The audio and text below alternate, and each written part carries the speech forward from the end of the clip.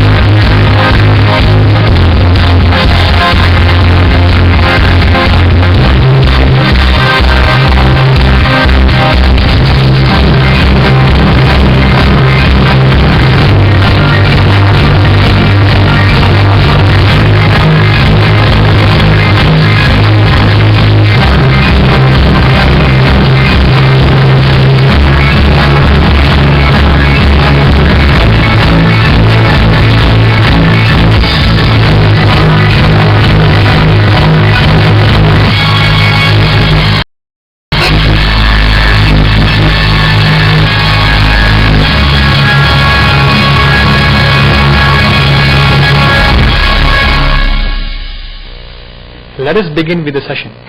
This session will be moderated by Her Excellency Ambassador Dato Jamaya Muhammad Yusuf.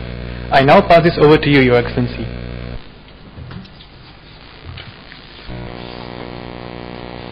Thank you very much, Mr. MC. Good afternoon, Excellencies, distinguished guests, ladies and gentlemen. First and foremost, please allow me to congratulate ICMAS for introducing a new format or a new segment under LASA5 called Ambassadorial Talk. So we have a very interesting topic before us today, TPPA, Integrating Latin America with ASEAN. So today we have three distinguished panelists. On my right, on my left, His Excellency Ambassador Carlos Felix, Ambassador of Mexico to Malaysia, His Excellency Ambassador Guido Felipe Loayza, Ambassador of Peru to Malaysia, His Excellency Ambassador Datuk Muhammad Noor Yaakob, former Ambassador of Malaysia to WTO. Each panelist will be given 10 minutes to speak, after which the moderator will signal when the time is up. At the end of the discussion, we will open the floor for question and answer sessions. So before we start, please allow me to give a brief background on TPPA, in which I believe many of you in this room are familiar with. TPP is a trade agreement signed by 12 Pacific Rim countries: Australia, Brunei, Chile, Canada, Japan, Malaysia, Mexico, New Zealand, Peru, Singapore, US and Vietnam. TPPA aims at promoting trade and economic integration among member countries, which represent 40% of global GDP. So member countries took 7 years of negotiations with 19 rounds of meetings before they reached a conclusion and signed TPPA on 4 February 2016 in Auckland, New Zealand. The agreement will enter into force after ratification by all signatories within 2 years before February 2018. With that, ladies and gentlemen, may I now call upon Ambassador to start the session. Thank you very much. Well, first of all, I would like to thank the organizers of this very important event. LASA, the 5th edition, I think that for us, the Latin American countries representatives, it's a very important opportunity to continue working on a better knowledge between our two regions, although of course the two regions, in this case the topic ASEAN and Latin America, are very diverse. So congratulations for this event. I want to thank also to the Vice Chancellor, Dr. Noor Islam, that he has been very supportive for this kind of events and seminars and conference. Of course, Professor Dr. Rashila Rami, Director of Institute of Malaysian and International Studies, and Associate Professor Dr. Sarina Odman, Head of the Center for Latin American Studies, and of course my panelists, ambassadors here. Please don't take me this introduction in my time, because it's not going to be the 10 minutes. So, after this long protocol introduction, let me start with the substance. I would like to speak about what is the perspective of Mexico, and in general terms, just to set the points of discussion that I think it could be interaction later of these presentations. So just to introduce what's Mexico right now. Well, Mexico is the 15th economy in the world. We're a country of 125 million people. We're located, as you know, in North America. What is quite interesting here in this general information is that 50% of Mexico population is middle class. So our GDP is $1,611 billion, and it represents one of the most significant economies in Latin America. What is the position of Mexico to the FTAs? Well, Mexico is one of the most open economies in the world. We have a network of free trade agreements that give us the privileged access to 61% of the world's GDP. So in this chart, what you see here is the network of free trade agreements that Mexico has. And of course, as you know very well, the main and the largest one has been NAFTA, that has been in place for more than 21 years. So for us, it was extremely natural, or at least we wanted to be part of TPPA, because as you see here, and as Ambassador has mentioned, the importance of TPPA is precisely how this new agreement is going to have the impact in the 21st globalized economy, in which we think that we need to be more proactive, and we have a lot of opportunities, and basically on the Pacific region. As you see there, well, the most significant element perhaps is that TPPA is almost 40% of the GDP in world, so it gives you the importance of the size of this kind of agreements. For the expert, I'm not an expert, I want to clarify, this is the latest free trade agreement, the third generation, that is called this kind of agreements, because it comprises a lot of different issues that originally, for example, NAFTA was the first very important free trade agreement, but it was called the first generation because it was the first one. What we are now is having this kind of complex and very extreme, ample free trade agreement that comprises many elements that 21 years ago NAFTA couldn't imagine. For example, e-commerce, that this is quite new trend in the global economy in the world.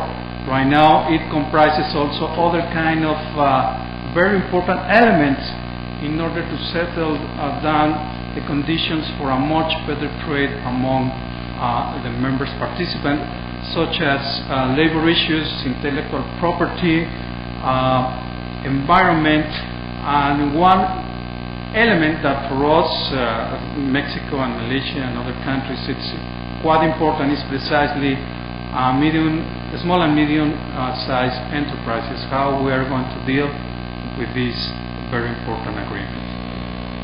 Just to remind you that Mexico right now, all the exports are more than 40% of manufacturers. If you see this chart, what is quite interesting that in the 80s, we were a country that we were only exporting basically oil and raw materials. And when the first crash of prices of oil, well, the Mexican economy was devastated. So we learned that we couldn't rely more on this kind of exports for the Mexican economy. So right now, if you see the change that dramatically we have experienced is because mainly of the positive effects of NAFTA. Now, oil is a very small amount of our exports, and basically we're a country in which we have different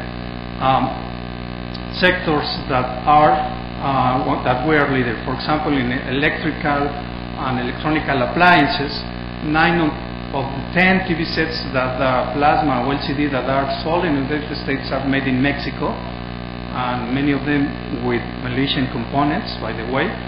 So we have transformed dramatically our economic structure, and in that sense we are pretty much similar like Malaysia. So these are the main sectors that Mexico is extremely competitive after NAFTA. In terms of the TPP, while Mexico will immediately liberalize 70% of the total different elements that can enter into Mexico, and as the other countries, as Malaysia and other countries did, well, we established some period of time in order to be gradually integrated the 100% access to the Mexican market. That's, as I said, is comprised of 125 million people. Of course, that we have some issues that we discussed in the negotiating process, and as any other country did. In the case of Malaysia, they did very well. So it's quite interesting to learn that TPP, although it says that it's an American kind of instrument, in a way this is not really an American, because it's an agreement of 12 countries that negotiated this agreement.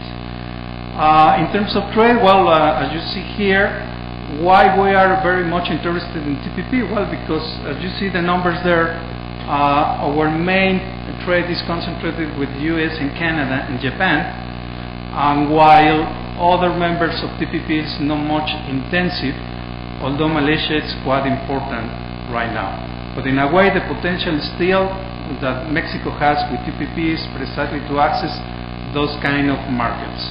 In terms of investment, I think that this is also a huge potential that TPP give us the opportunity for Malaysia and for other countries precisely to promote joint ventures, to promote more mutual benefit investment among the different countries. So I'm not going to talk much here, just the numbers reflects precisely about the importance of the potential on investment. Again, these are the sectors that Mexico has the possibility for other countries to participate in TPP, mainly are in the manufacturer sectors areas because of the structure of the Mexican economy. We are a very diverse country in a sense that we combine, of course, other elements, not just manufacturers, but other areas of interest. In terms of the Mexico-Malaysia trade, I just want to mention that in this chart it's quite interesting to see, for example, that what is the composite of what is the structure of our manufacturing exports. As you see there, Mexico is 25%, while Malaysia is 76%. So it gives us a special niche in which we can work a lot and we can have a lot of benefits we already have, but this is a very important element, how we are very open economies, more focused on infrastructure, industrial sector. So this is the chart that the evolution of Malaysia and Mexico trade. Right now, Malaysia is over 9 partners in the world, above Italy, above India, above France, above the United Kingdom. So just to put in context what is the importance of the bilateral trade between Mexico and Malaysia without TPP. We are talking about that this is the current situation, $7.5 billion per year. So Malaysian products that we feel after this careful examination that we have a lot of opportunities in Mexican market and Mexico as a platform. This of course automotive products, machinery, equipment, medical devices, electrical and electronic goods that, as I said, it's a part of the change of production between Mexico and Malaysia already, textiles, clothing, apparel and rubber products. Just very briefly, I mentioned that the experience of Mexico in free trade agreements, of course, comes from NAFTA.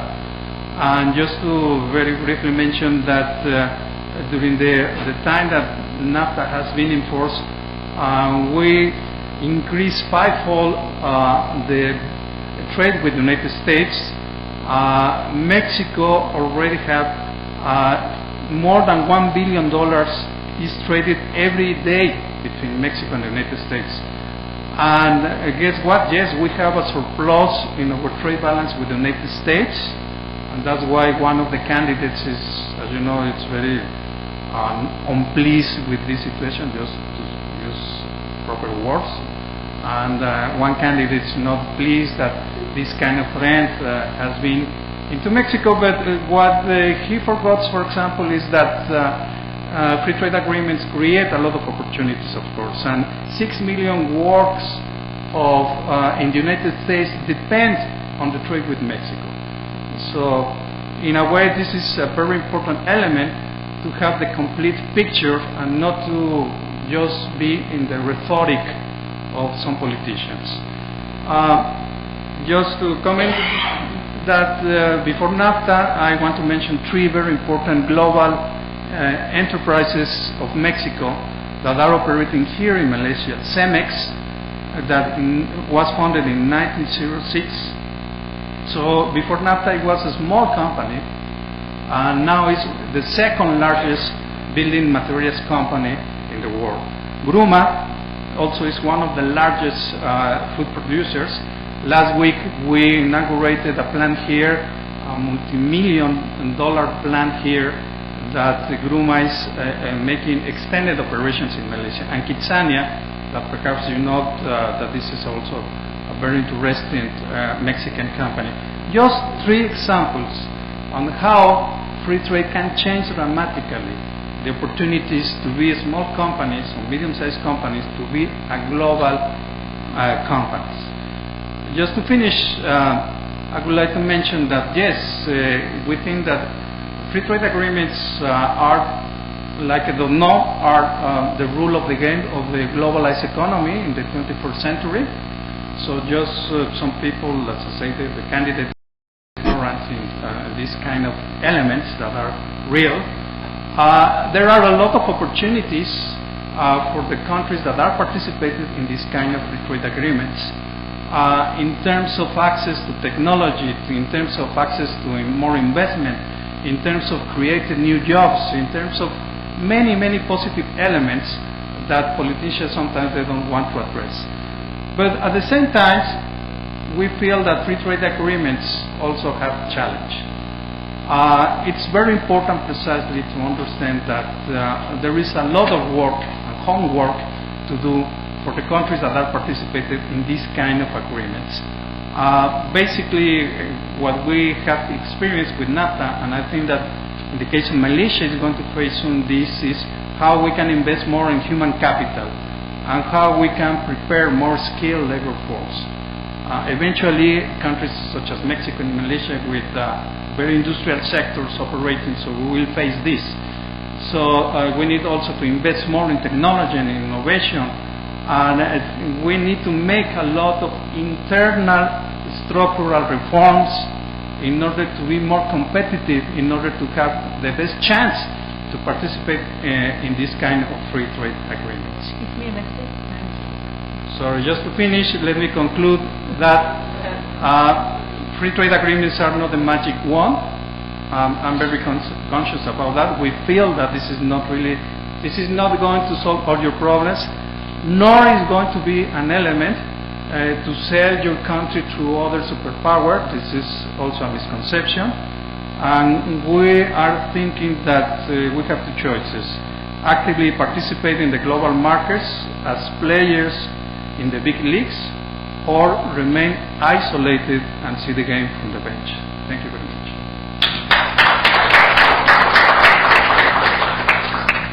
Thank you, Ambassador Carlos. May now we call upon Ambassador Guido Felipe. Take the floor.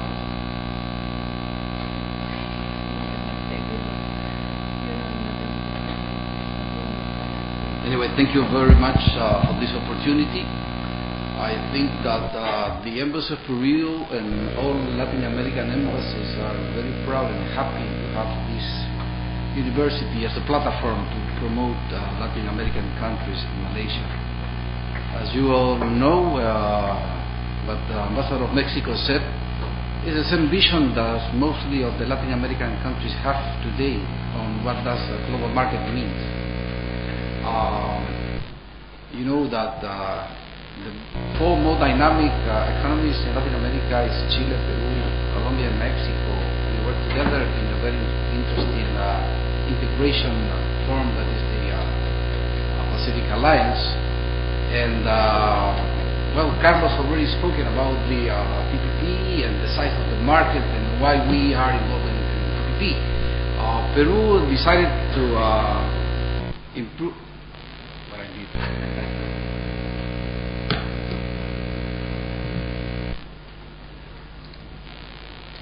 You know, 25 years ago, Peru decided to become an open economy and start negotiating, agreements for protection, investments, and suddenly we start with FTAs that allow Peru now to have 17 free trade agreements, plus other ones that we are just negotiating with some countries, and this improve the economy of Peru from 3 billion exports to 45 billion in 12 years. So Peru is a country who has been increasing not only their exports but only the inside industry, and we all work together, with all the countries to have this important international market thanks to the TPP. Those are the figures that we all have regarding the 14 economies that are members of the TPP. How big is the market? What we concentrate of the GDP in the global world, with the average on the GDP projected for 2015. You know, except Vietnam, the GDP per capita of most of our countries are exceeded that of Peru, and we have 25% of the global exports and 27% of the global imports. Even though, you know, this is the population of the country and the GDP per capita, but there's some of the specific benefit of the TPP that, at least for the point of view of Peru, is if the TPP enter in force.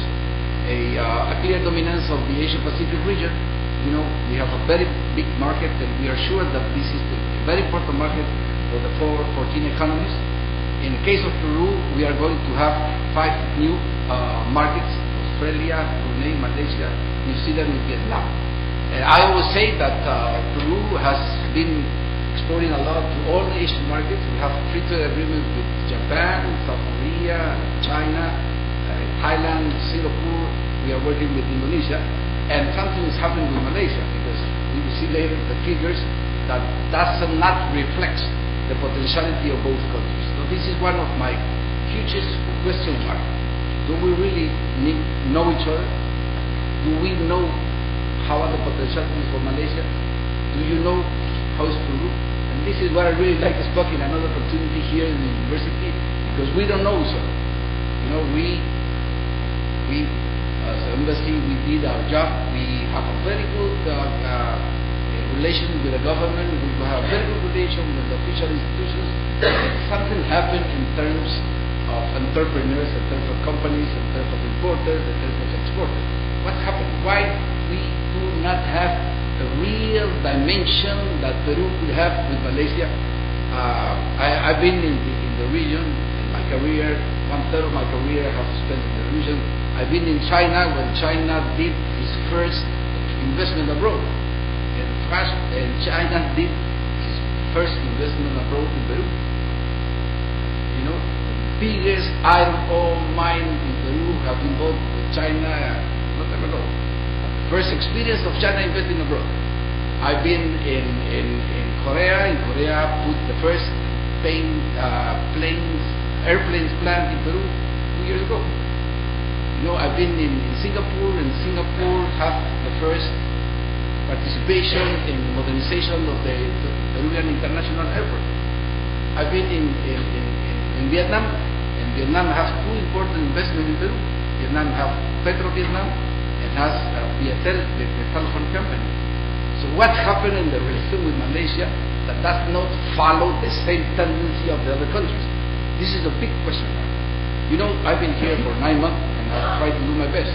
I present my credentials to the King on the 15th on December, and since then I had the opportunity to see the King 3 times, to see Prime Minister 3 times, to speak with them and let them know that this is Peruvian APEC year, and I invited people from the private and the public sector to go to Peru. Hopefully, they attend mostly all of our meetings, and that give people from Malaysia, from the public and the public sector, a view of how is Peru. I'm so happy, and let me be very frank, when I heard people from small and medium enterprises speaking with me and say, no, we have to do this to Peru. I've been there, so I'm very interested to do that. And people who imported vegetables and fruit and say, I went to Peru, what I saw is real amazing. I have never had the opportunity to see so many fruit at the same time. Do you have seasons in your country? And that season. How do you do to have fresh fruit and vegetables the whole year? Well, Peru is a very particular country. You know, we are going to speak this later, because we have the same day 47% of the different climates in the world. So if you like summer fruits like mangoes or grapes or beans, you have it. Or the same day you like some autumn fruits, or you like autumn vegetables, you have everything. This is Peru, and this is Latin America. This is why we are very good trade partnerships. Well, one of the most important things of the TPP is also how the SMEs is going to be integrated in the system in this TPP. Because as we know, normally we speak about big companies. Big companies is easy. They have a lot of money. They go somewhere. They do the business. They put some money, make the profits, and they return their investment, and that's it. What about what the government says is the compromise? What about the small and medium enterprises? Are they going to participate in the global change of the value? Yes. This agreement allows small and medium enterprises to participate in the global change. There is a lot of experiences now today. We buy something from Mexico and something from Chile. We produce it in Peru. We export to third markets because TPP allowed us to do that. And Mexico the same, and Colombia the same, and all these members of free trade agreements have huge opportunities to continue doing all this, whatever the FTA allowed them to do. Well, cooperation and technical assistance, free movement of interpreters. In the past, if someone likes to go somewhere and put an investment, they need to have visa and they have some problems. Now they can move easily. We are promoting also, agreements among, institutions like chambers of commerce, etc., to use that infrastructure in the different countries to present the products, present the entrepreneurs, present opportunities, etc., etc., etc. Well, in the case of Peru, the TPP was supported for entrepreneurs and companies and SMEs also, and also for the government. There is a lot of opportunities for Peru to work with these 5 new markets. We have not, by the moment, any FTA, but as Carlos said, this is just the legal frame. So, in the opinion of Peru, if for any reason this agreement is not going to enter in force, we have the experience. We can also negotiate bilateral agreements. If we accepted this in the global 14 economies, and for any reason, if 14 doesn't, accept the whole package, we can negotiate bilateral. Everything has been accepted, so we might continue working on it.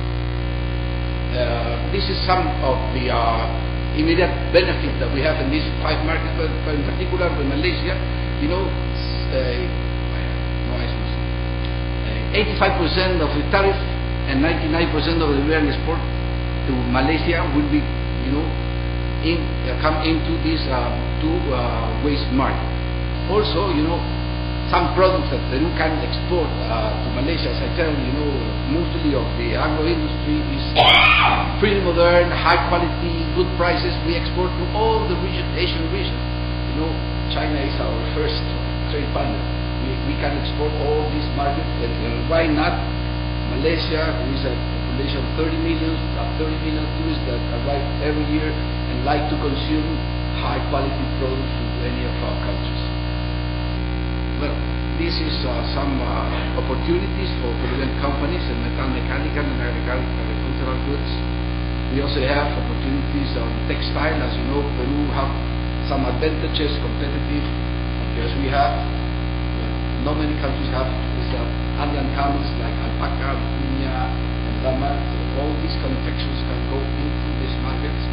We also have handicrafts. Peru is a land with a huge culture.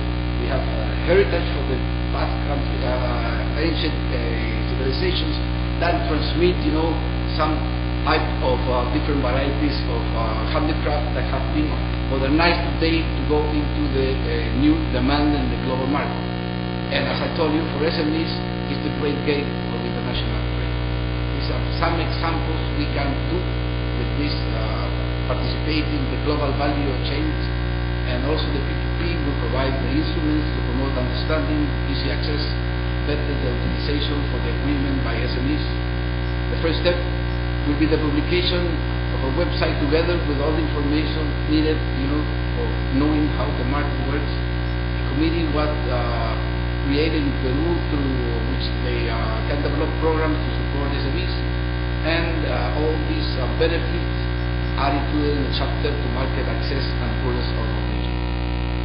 SMEs, Peruvian, also as I told you, have these benefits, and there is very important chapters of the TPP that directly are related with SMEs, like public procurement, trade and service, electronic committee, temporary entry of business people, as I said.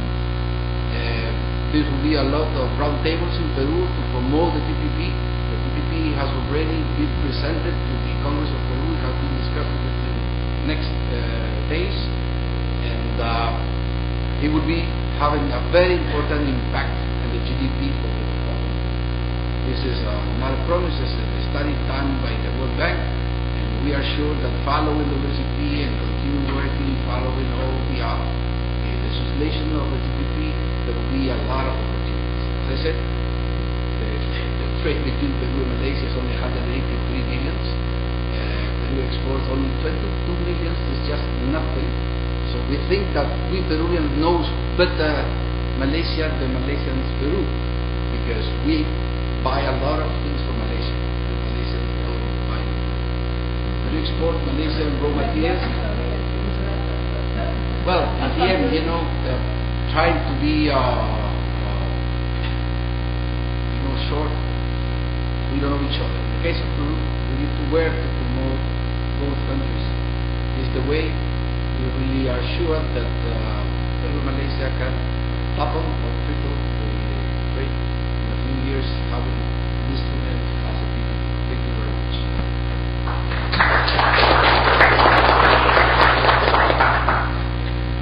Thank you very much, Ambassador Guido Felipe, Ambassador of Malaysia, Ambassador of Peru to Malaysia.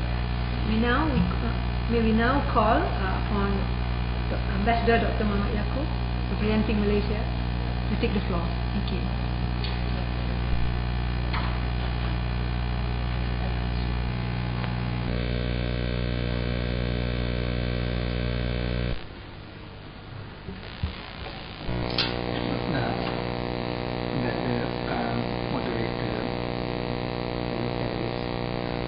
Ladies and gentlemen, as the last speaker, I find a problem that most of what I wanted to say has been said by the earlier speakers.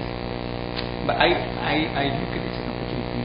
We have a moderator who is very strict time. She will not hesitate to want this time. So I take it from that perspective, and if you allow me, I'll skip a lot of the background and just go maybe. You see, say all these things.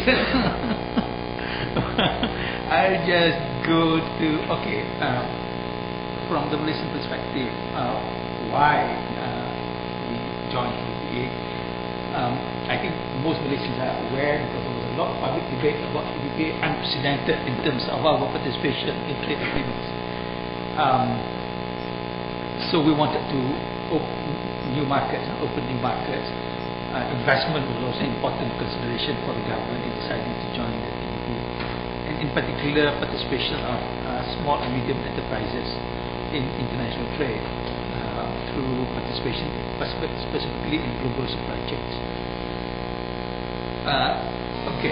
Let me go. Here is what I want to concentrate on. Observations. Malaysia is a highly export-oriented country. Exports account for 80% of our GDP. So we need to continue to expand market for our exports for future prosperity. In the context of today's discussion, the TPPA would grant Malaysia enhanced market access to the Mexican and Peruvian markets. These are the two countries with which we have in the Latin American region, which we still do not have. In fact, we only have FTA with Chile in that part of the world. So one of the reasons was we wanted to have enhanced market access to the Mexican and Peruvian markets. In a wider sense, TPPA would allow Malaysia to diversify our export markets from now China is number one, and Japan is very important, Europe is very important. But with TPP, we look forward to expanding our participation with other areas, particularly Latin America. So that's important, even given the importance of trade in our GDP. The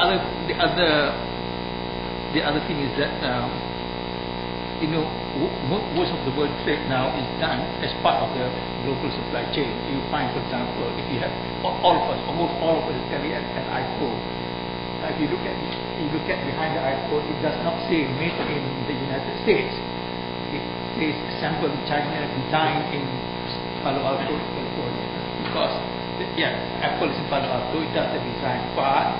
The chips might come from Korea.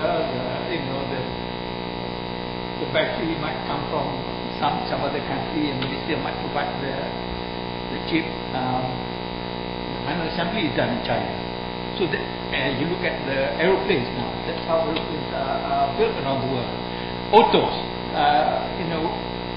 When I was young, I wanted to buy a car. I go to Stuttgart, and everything is done in Stuttgart. Nowadays, you find parts of it built in Portugal, parts of it built, all over the place. So because enterprises need to be competitive, and they need to source all components from where it is most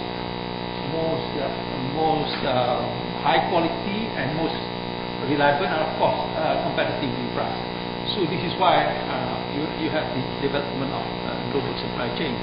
And Malaysia would want, through the TPP, we would like to enhance our participation in the global supply chain, including for our SMEs. Now, you find for Malaysia, the trade between Malaysia and Latin America is not huge. With Mexico, Mexico is very important for us. But the other parts of Latin America, and we find the problems are a few. We do not know each other, as I was saying. There are also concerns about shipping. There's trade financing facilities, and all this because of lack of volume. There's a lack of volume, there's no ships. So it's a vicious circle. We do not know each other, and because of the small trade, we do not know each other. So we hope that our hope is that by establishing the TPP agreement, many countries going there together as a group, 12 countries, 40% GDP, there we can build what we hope to be a bridge between our part of the world and Latin America. And as I said, I refer to trade infrastructure, including shipping and trade financing. You see, one of the problems now in the world, there are now I think about 300 affiliates. One of the problems that I hear from the private sector, including small companies, there's this what Jagdish Bhagwati of Columbia University refers to as the noodle bowl problem, because the rules within so many free trade agreements are very different. The rules of origin are very different, and then the customs issues are different, and so on and so forth. So because of so many trade agreements and different rules, he described it as Jagdish Bhagwati described it as a noodle bowl problem. But with the TPP, it is covering 40% of GDP, huge. One agreement to follow the same rules. And TPP also contains provisions on trade facilitation or streamlining and simplifying of customs procedures. And also it addresses the ROOs or rules of origin. So we hope that the TPP could address this, what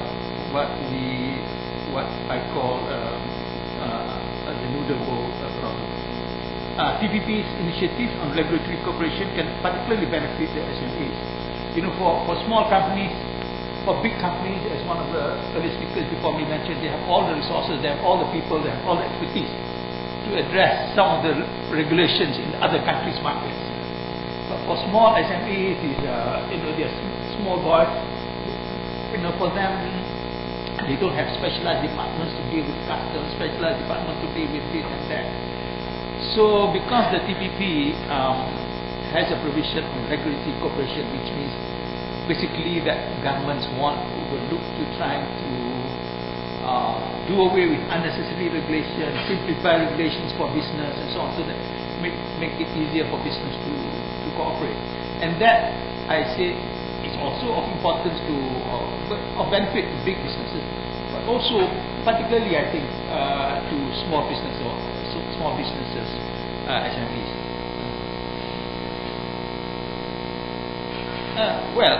this is clear. TPPA have a great far-reaching position in traditional areas in goods and services. Everything after year 10 will be almost zero. Or if you have it, 0.2%, 0.9%, depending on the country commitments. I will not bore you with the details. But there are commitments in areas beyond trade policy, such as labour and environment. Now, this creates some challenges for countries because these are new areas. Dealing with commitments, I mean, countries are quite used to tariff cutting, liberalization of services and so on. But when we have to deal with issues like labour laws, dealing with environment, those are new. And yet countries will have to change their laws to conform with the TPP obligations, and that will incur some costs and difficulties, including politically for member countries.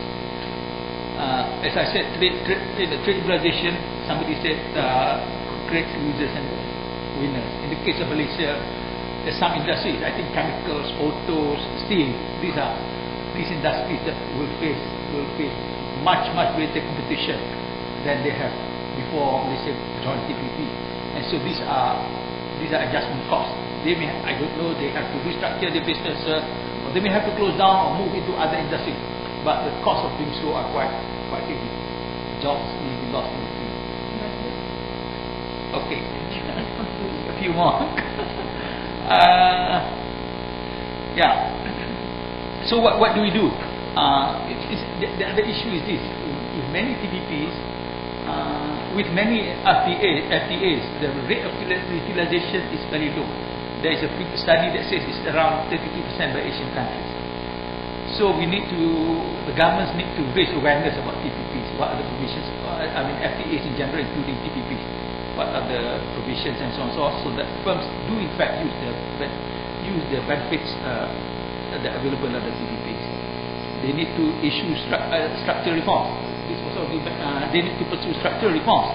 This was mentioned earlier by a fellow panelist. I did not elaborate yet. Thank you. Thank you. Thank you, Dato. Before we open the session to the floor, I would like to highlight some of the points that was raised by our three speakers.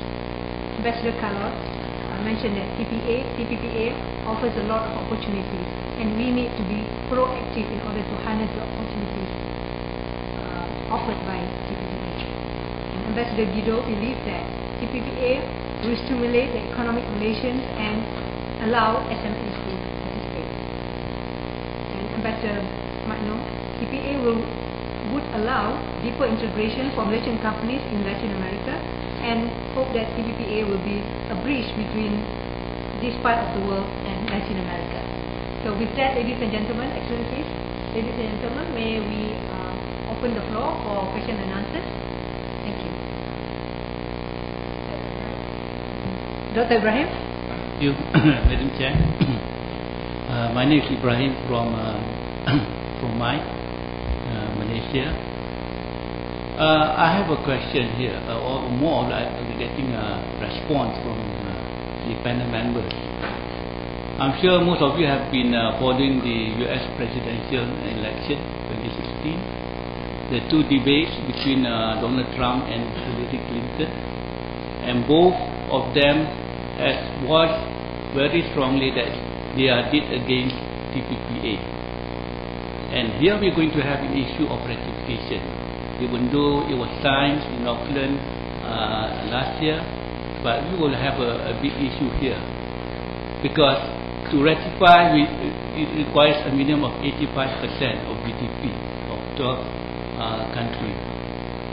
And knowing that the GDP of these 12 countries is around 29 billion, and 17 billion alone is from US. So without US, there's no way at all we're going to achieve the 85% requirement. So what is your initial reaction on this, especially your new stand or your new position on this new development? Thank you.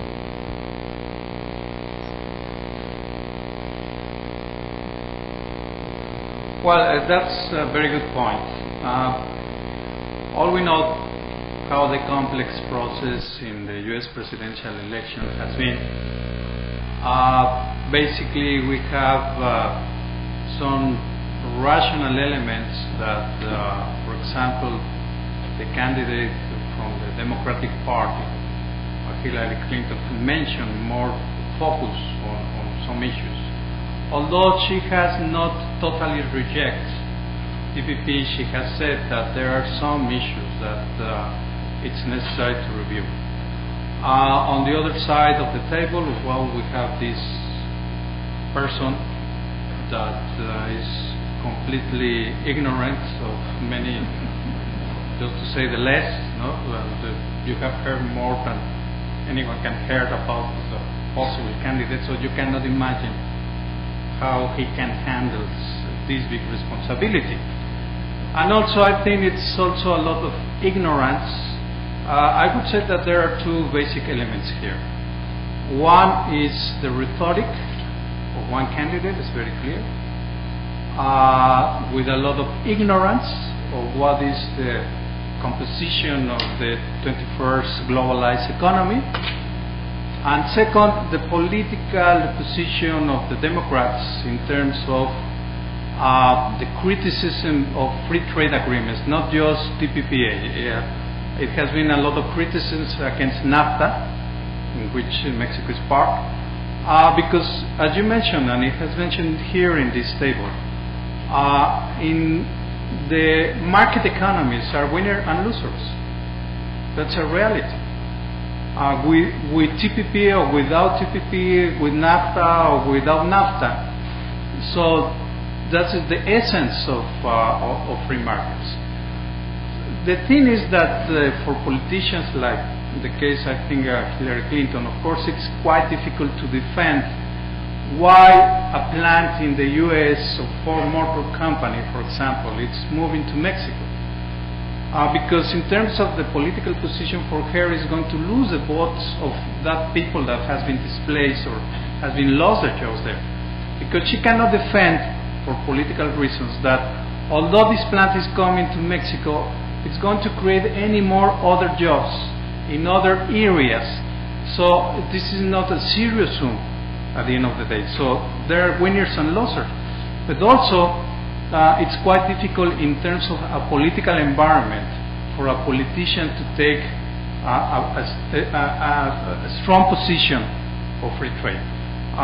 In the experience of NAFTA, remember that Bill Clinton, her husband, signed NAFTA, and at the beginning he was against precisely NAFTA. But he later made some adjustment in terms of labor and environmental side agreements that were included in NAFTA. So my perception is that, again, we need to take into consideration the very volatile political environment, particularly in this kind of election in the United States. For the first time, we are seeing two different candidates. We know any kind of connection in terms of objective and rational discussions. So what we are seeing is other kind of considerations that is quite difficult to analyze properly these kind of issues. Finally, I would say that it's clear that this is a very important agreement for the United States. It's clear that he has worked a lot, President Obama worked a lot, and there is also a very important element to consider here. He was able also to get into the negotiations to Japan. Japan has been very complicated in terms of free trade agreements. Japan has hesitated a lot on the benefits of free trade agreements, and finally, not it's just Japan, it's the 12 members that it was mentioned here. The rules are for everybody. So what is the new generation of this kind of free trade agreements with more elements? So that is other rational discussion that we cannot expect in the electoral process in the United States. So my perception is, at the end of the day, it's going to be approved, perhaps in what they call the lame duck session, in which is before the new president after the elections. It's some kind of very small window of opportunity before the new president get in the White House. So all the bids are going into that small window of opportunity that in which the U.S. Congress can approve TPPA.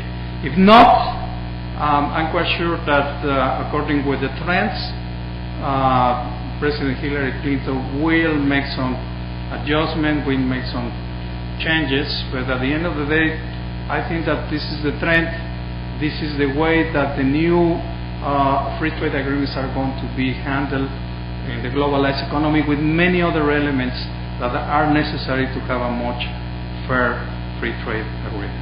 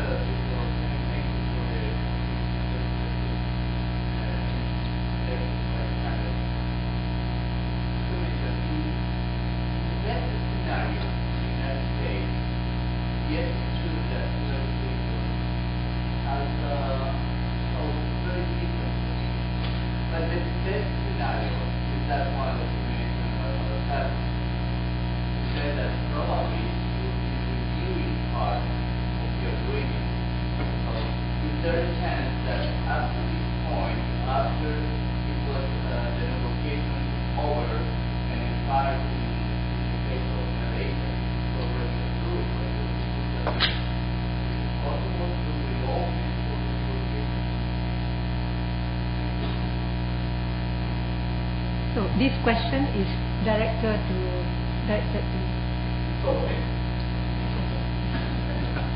Well, that's quite an interesting question. Let's say that there are two scenarios. The best is that it's approved in the lame duck session between now and January by the U.S. Congress. So that's going to be the best. The worst scenario, let's say that it's not possible. I don't think that this is going to be open up again the content of what has been negotiated. So it would be really a mess, because all the countries have agreed on the basic issues. I think that eventually Hillary Clinton, her political position would be much better if this agreement is approved before she entered into the White House, and say, well, I didn't have anything with this, so unfortunately it was in the previous administration. So it's easier for her. I think that, I'm thinking I cannot quote, but I think that is some kind of agreement between President Obama and her in terms of how they can handle this. But in short, I don't think that this is going to be possible to make open up again the negotiations. It was very tough negotiations. In the case of Malaysia, they had a lot of issues that it was very important to resolve in terms of the Bumiputra enterprises and many other aspects that are very complicated to handle again. So the thing is that the worst scenario would be perhaps that Hillary Clinton needs to negotiate something internal with the Republicans in this case, and finally to make some kind of adjustments that are not, from my perception, it won't be possible to open up again the discussion of this big trade agreement. One last question, please. Thank you. So I'm 10 years here. I'm working for an NGO, civil society organization. We are based in Thailand. And let me tell you right away that we are kind of opposed to this new free trade agreement, and we have many critics, in particular regarding the TPP. We think that this may be beneficial for trade, but we think that trade is, with the current rules, benefiting the most richest and the tiny elite in the country, and those agreements may have very detrimental impact on human rights, women's rights, and the environment. And recently there is critics that have become to be made against this agreement, and among them there is UN special experts on human rights that are raising the alarm and saying that this can have, again, detrimental impact on human rights. And among all those critics, particular mechanism that is being scrutinized. I'm talking about the ISDS, Investor-State Dispute Settlement, that allow corporations to challenge public measures that are taken by states, and that can be in any sector. That can be environmental measures, that can be public health measures. And we have too many examples where states have been condemned because they have taken those measures. And there is many examples actually in Latin America, I'm sure you're aware of that, where some mining corporations, for instance, have challenged states because they have taken environmental protection. And we have some chilling effects as well, in the states that are then refraining themselves to adopt such measures because they are afraid of being condemned to huge sum of money, and sometimes it represents a substantial part of their budget. So I have two questions. My first question is about whether you are envisaging taking any human rights impact assessment before the entry in vigor of those treaties, and that is a recommendation of several UN experts on human rights. And I'm also interested to have your opinion on the ISDS, and especially in regards to the sovereignty of the state. Thank you.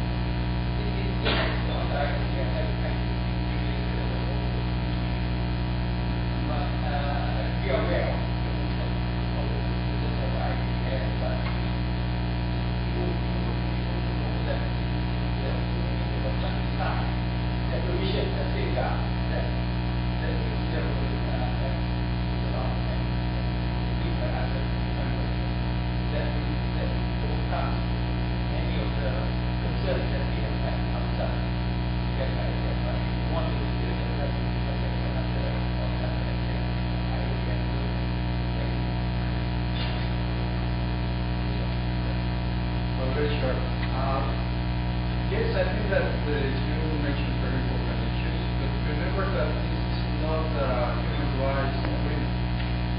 This is a free trade agreement. And in a way, it is not perceived as dealing with all the human rights issues. Although, as Ambassador has mentioned, I think that the provisions that are included are extremely important in terms of labor rights, as mentioned, in terms of transparency and corruption, that applies all these regulations for all the member participants in equal basis in terms of environment. So we think that, of course, when you negotiate something, you never have 100% of what you want. So precisely you need to have some conversations on many other issues. But what is the option, I would say? I would ask NGOs like you, what is the option? To have the previous agreement in which there are no labor rights, that there is no transparency, that the rules of the game are not equal for everybody. So I think that the option is clear in a sense that we need to think also that this kind of agreements require a lot of structural reforms, internal structural reforms of the different countries precisely to look into those kind of areas that could be, in a way, unintended consequences of this kind of trade agreements. It's a big responsibility of the governments to review, for example, the safety net of workers that are not going to have immediately the benefits of this. The in a way, this is not the responsibility of the free trade agreement by itself. So this is the needed how you can complement with other public policies of all members participate precisely to try to avoid this kind of situation. But this is not really a human rights agreement by itself. So we have now come to the end of the discussion. On behalf of the ICMAS, I would like to thank our panelists, His Excellency Ambassador Carlos Felix, Ambassador Guido, and Ambassador Mohammed for their participation and excellent teaching.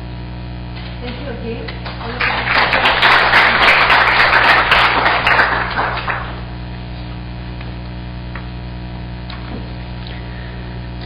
Thank you very much to all of our ambassadors. With that, I would like to invite Yang Berbahagia Professor Rashila Ramli, Director of ICMAS, to present a token of appreciation to Ambassador Carlo Felix Corona. Token of appreciation.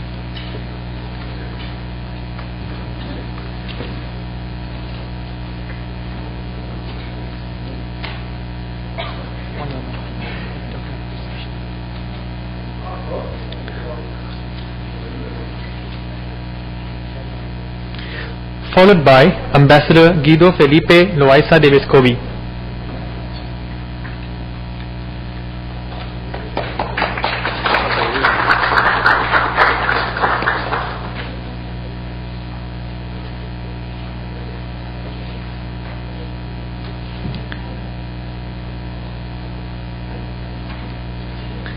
Next, I would invite Ambassador Dato Muhammad Nur Yaakob.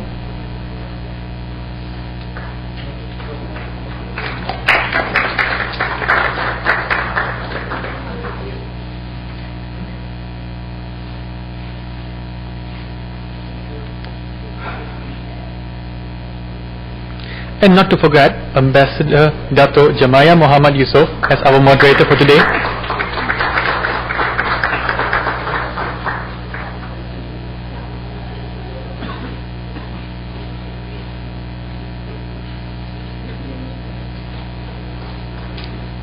Ladies and gentlemen, we would now proceed with the CEO Industry Panel Talk.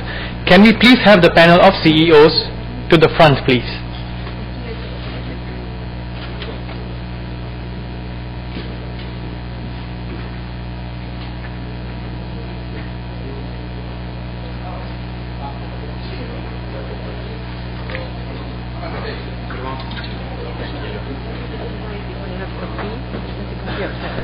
But it's not part of the plan. It's not part of the plan.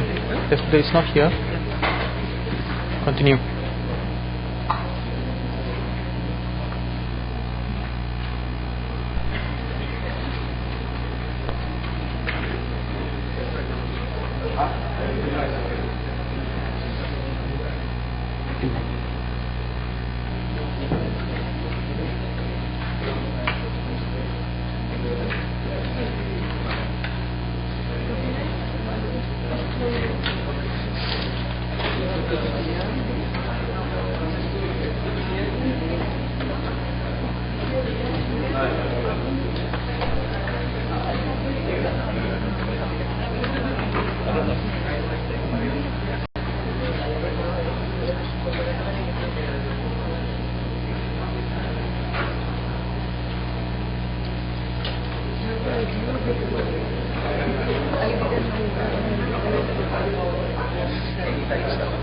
Dia dah gelabah tadi.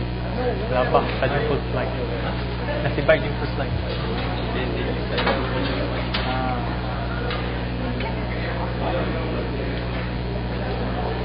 After the event,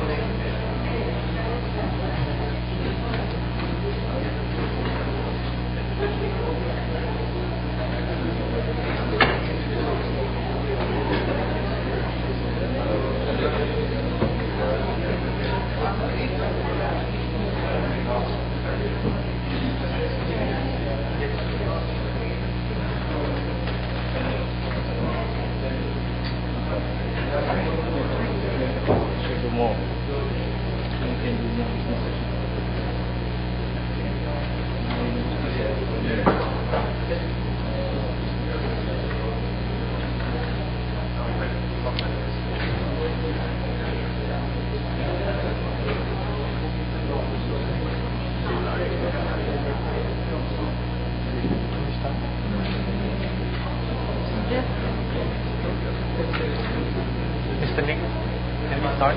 Yes. Sure. Excuse me. This evening, we have Mr. Francisco E. Gomez, an engineer from Oriental Coffee Alliance, Mr. Mario Scarpa, Senior Manager representing Imartex Indian Berhad, Mr. Fabiano Burns, Managing Director of Ballet Malaysia Minerals Indian Berhad, and lastly, Mr. Sheikh Nabil Al-Jafri, founder of the Malaysian Association of ASEAN Young Entrepreneurs. This session would be moderated by Associate Professor Dr. Sufyan Juso, who is a Deputy Director from the Institute of Malaysian and International Studies of UKM. Let me read a brief biodata of our moderator today. Associate Professor Dr. Sufyan Juso is the Senior Fellow at the Institute of Malaysia and International Studies UKM and the External Fellow of the World Trade Institute, University of Bern, Switzerland. He is also a Distinguished Fellow at the Institute of Diplomacy and Foreign Relations, Ministry of Foreign Affairs, Malaysia. Now, an investment law expert for the World Bank, he is also an expert in international trade and international investment. With that, please welcome the panel of CEOs.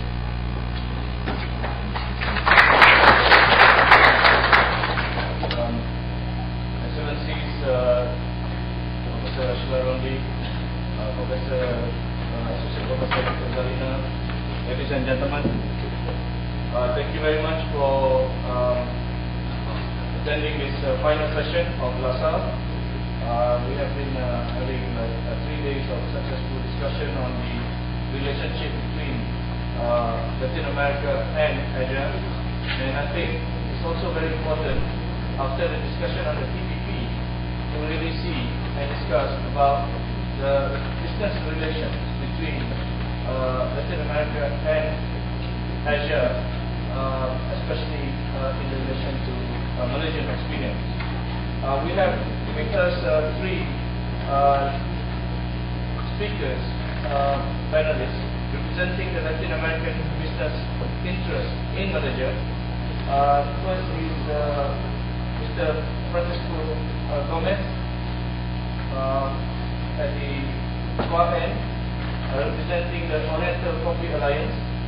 So this is a very interesting. Latin America has a lot of famous coffee like Colombia Blue and Jamaica and other types of coffee. So maybe we can work more closely with Oriental coffee to get some research on coffee, different types of coffee.